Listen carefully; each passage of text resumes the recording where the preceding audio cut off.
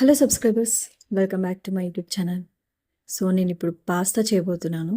So పాస్తాకి కావాల్సినవన్నీ రెడీగా పెట్టుకున్నాను. పాస్తా ఎంత ఈజీగా చేసుకోవచ్చో అంతే సింపుల్గా మనం తినొచ్చు కూడా. సో నేనైతే మార్నింగ్ అండ్ అలాగే నైట్ డిన్నర్లో కూడా ప్రిఫర్ చేస్తూ ఉంటాను.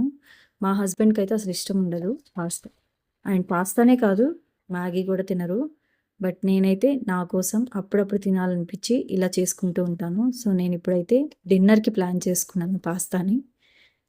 సో చూస్తున్నారు కదా. సో ఒక గిన్నె పెట్టేసుకొని గిన్నెలో వాటర్ యాడ్ చేసుకొని బాయిల్ చేయాలి. సో అవి బాయిల్ అవుతున్నప్పుడే మనం పాస్తాని యాడ్ చేసుకొని వాటితో పాటు ఆయిల్ అలాగే సాల్ట్ని యాడ్ చేశాను. సో వన్స్ బాయిల్ అయిపోయేటప్పుడు ఇలా చెక్ చేసుకుంటూ ఉండాలి పాస్తా కుక్ అయిందా లేదా అని. సో కుక్ అయితే అయిపోయింది. వన్స్ బాయిల్ అయిన పాస్తాని మనం ఒక గిన్నెలోకి ట్రాన్స్ఫర్ చేసుకోవాలి.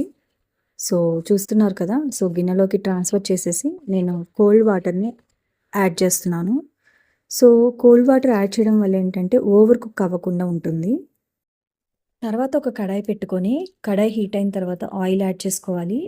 సో ఆయిల్ కూడా కొంచెం హీట్ అయిందో లేదో చెక్ చేసుకొని మీరు గార్లిక్, ఆనియన్ అండ్ అలాగే మిర్చి, సో ఈ 3 యాడ్ చేసి ఫ్రై చేయండి. సో అవి లైట్గా ఫ్రై అవుతూ ఉన్నప్పుడు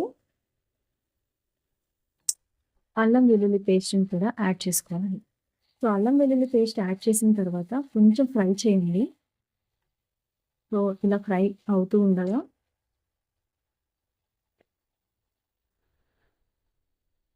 ఇప్పుడు పసుపు, అలాగే సాల్ట్, అలాగే కారం, సో మీ టేస్ట్కి తగ్గట్టుగా యాడ్ చేసుకోండి. పసుపు నేను కలర్ కోసం మాత్రమే యాడ్ చేశాను. మీరైతే అవాయిడ్ చేసుకోవచ్చు. మీరు కూడా కొంచెం కలర్ఫుల్గా ఉండాలి అనుకుంటేనే పసుపు అనేది యాడ్ చేసుకోండి. తర్వాత నేను సాసెస్ యాడ్ చేశాను. రెడ్ చిల్లీ సాస్ అండ్ అలాగే గ్రీన్ చిల్లీ సాస్. సో మీకు నచ్చిన సాసెస్ ఏవైనా యాడ్ చేసుకోవచ్చు మీ టేస్ట్కి తగ్గట్టుగా. సోయా సాస్ కూడా యాడ్ చేసుకోవచ్చు ఎవరైనా ఇష్టపడే వాళ్ళు ఉంటే. సో అవి ఫ్రై అవుతూ ఉన్నప్పుడు ఇప్పుడైతే బాయిల్ చేసి పక్కన పెట్టుకున్న పాస్తాని యాడ్ చేసుకొని మిక్స్ చేసుకోవాలి. అది మిక్స్ చేసుకునేటప్పుడే మీరు ధనియా పౌడర్ అలాగే గరం మసాలా పౌడర్ యాడ్ చేసుకోండి. సో చూస్తున్నారు కదా, అది ఫ్రై చేసేసి మీరు ప్లేట్లోకి సర్వ్ చేసుకోవచ్చు.